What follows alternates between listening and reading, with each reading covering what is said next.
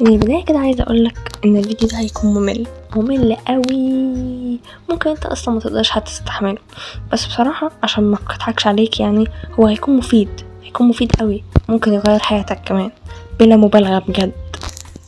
انا معرفش دلوقتي انت بتفكر في ايه، ممكن دلوقتي تكون بتفكر ان انت تطلع من الفيديو ده لان هو فيديو ممل وفيديو ولا ليه اي 60 لازمة، فتقرر ان انت تطلع منه، او ان انت يعني يبقى عندك عقل منفتح حبتين وتقول لا انا هشوف فعلا ممكن يكون فيديو مفيد واطلع منه بحاجة.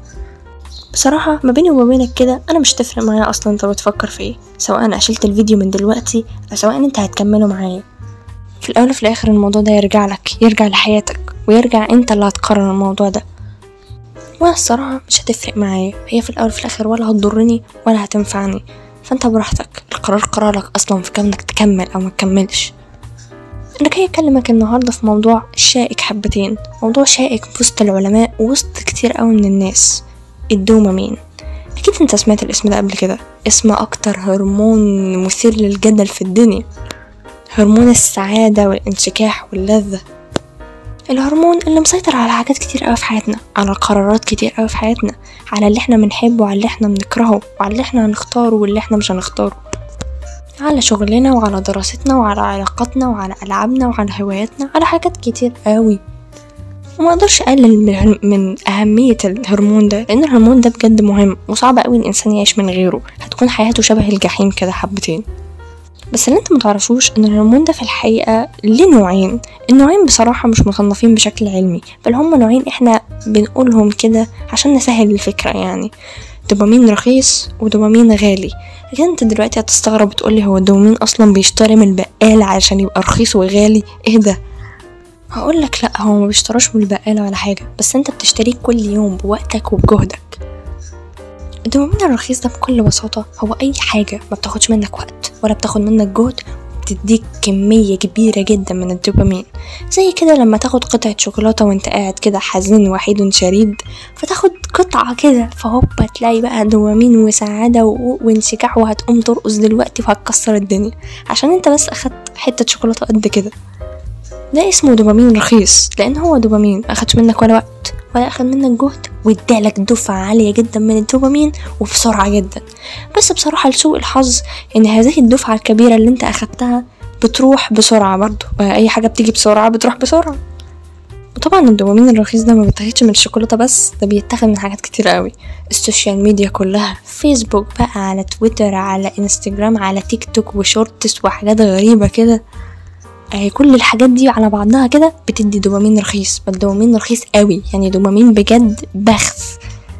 المشكلة بقى ان احنا بندور على الدوبامين ده في اي حاجة تقريبا. انت اصلا ممكن تكون وقعت على الفيديو ده بسبب ان انت عمال تعمل سكرول لا نهائي على يوتيوب، على امل ان انت من عقلك اللاواعي يعني ان انت تدور على اي دوبامين رخيص، على اي فيديو يسليك، على اي فيديو فيه افكتات وحاجات ومونتاج وبتاع واصوات، وهوبا وقعت على فيديو ولا في ده ولا في ده ولا في ده، فيديو مفهوش غير صوت وموسيقى في الباك جراوند وشوية ويف افكت.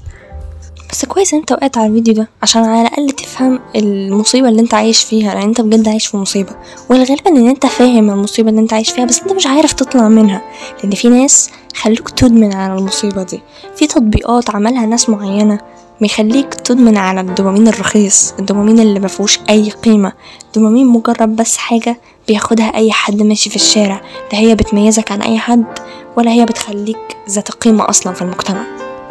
وبصراحة كونك مكمل لحد دلوقتي في الفيديو فانا بجد احييك تحية كبيرة. انت في العصر دلوقتي، في العصر اللي احنا عايشين فيه ده، وانت مستحمل 4 دقايق انا مسجل فيهم عمال بس بقول كلام كده، انت اصلا ممكن ما تكونش معايا في الموضوع، بس بجد انت مكمل لحد دلوقتي، انت عندك من جواك رغبة في ان انت تتغير، في غيرك اصلا ساب الفيديو من الاول. اهو دلوقتي كلنا مركزين على الدوبامين الرخيص ده، ازاي ناخد اكبر قدر ممكن من الدوبامين بسرعة ومرة واحدة نفقده بسرعة ونكون عايزين منه تاني. للعلم اصلا دي فعلا شيء ادماني، انا ما اقدرش اقولك انت ما تاخدش دوبامين، لا طبعا، يعني جسم الانسان محتاج دوبامين، بل هو ما يقدرش يعيش من غيره اصلا، بس ساعات جسم الانسان بالفعل بيدمن على حاجة اسمها دوبامين رخيص، النوع ده بالاخص من الدوبامين. وعلى فكرة انا هنا بكلمك بشكل بيولوجي، يعني بشكل علمي بجد، هو فعلا بيدمن على حاجة زي كده، بيكون عايزها منك بإلحاح، عايز حاجة تسليه، عايز حاجة تستثير عقله بأي شيء في الدنيا. واغلب الناس بتفتكر ان هو ده سر السعاده، يعني انا كده هبقى سعيد لو اخدت الدوبامين ده وهبقى زي الفل ومش عارفه ايه. بس بالعكس، الحاجات دي بتزود تعاستهم، بتزود اكتئابهم، وبتزود قلقهم وتوترهم. ليه؟ علشان زي الدماغ ما هو عايز دوبامين بشده، هو برضه بشكل بيولوجي بيقلل نسبه الدوبامين الزايده في الدماغ. يعني لو فضلت تديله سكرولات كتير على يوتيوب وانت فاكر ان انت كده بتديله دوبامين كتير، انت فعلا كده بتديله دوبامين كتير، بس واحدة مرة على مرة وواحدة على واحدة هتلاقي ان الدماغ بدأ يقلل النسبة دي، لانها نسبة زايدة عن اللزوم. فبالتالي انت تحس ان انت ولا بتعمل اي حاجة، فتسكرول اكتر، بدل ما تسكرول ساعة تسكرول ساعتين، بدل ما ساعتين تسكرول 3، وفي غيرك عمال يستفيد من الحاجات اللي انت عمال وتضيع الوقت اللي انت عمال تضيعه. بس هو لعبه يعني اضعف نقطة في دماغك، النقطة اللي انت اصلا ناس كتير قوي عايش حياتها علشانها اصلا. طب ماشي، سؤال وجيه قوي، ايه الحل؟ يعني انا بقالي 6 دقايق عمال احذرك على خيبتك السودا، وعمال اقولك انت مدمن ومش عارفه ايه، وعمال اقولك يعني بصراحه حاجه تجيب اليأس. يعني ها بقى ايه الحل؟ بصراحه كده قبل ما اقولك الحل انا لازم اشرح لك الاول هو ايه الدوبامين الغالي بقى. الدوبامين الغالي ده هو دوبامين احنا بنسميه دوبامين الانجاز. يعني لما تنجز اي حاجه في حياتك بتحس كده بفرحه كده متفهمش جايه منين. في الحقيقه ده بيكون دوبامين انجاز، وده ما بيكونش دوبامين بس، بل بتكون مجموعه من الهرمونات على بعض بتكون حاجه عندك اسمها سعاده طويله الامد. انت تحس بلذه وانشكاح كده طول اليوم، مش مجرد تحسها لحظه زي قطعه الشوكولاته اللي انت بتاخدها.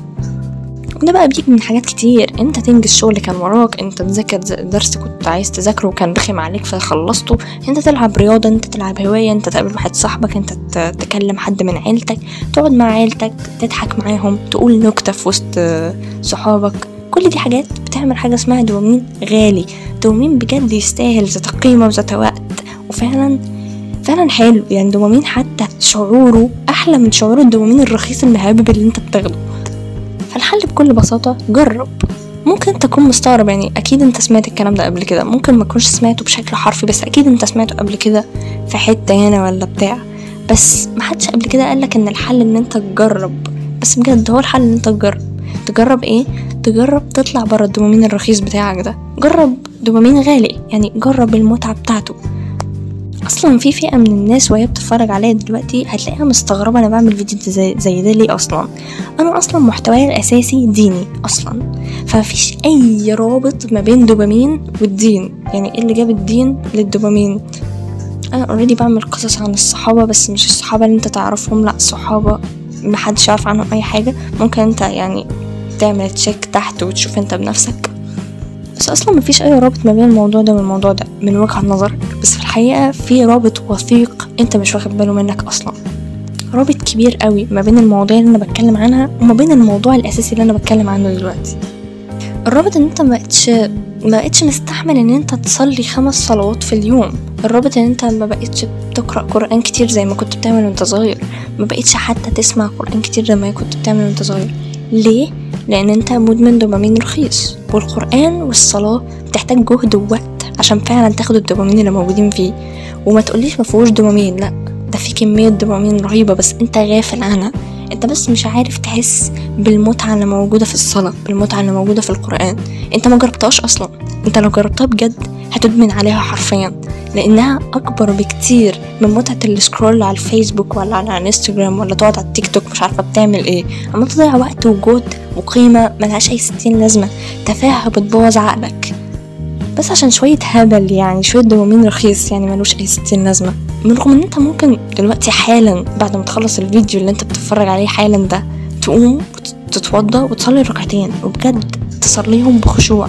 وقصدي كلمة خشوع هنا عشان في ناس مبوظة اصلا مفهوم الخشوع.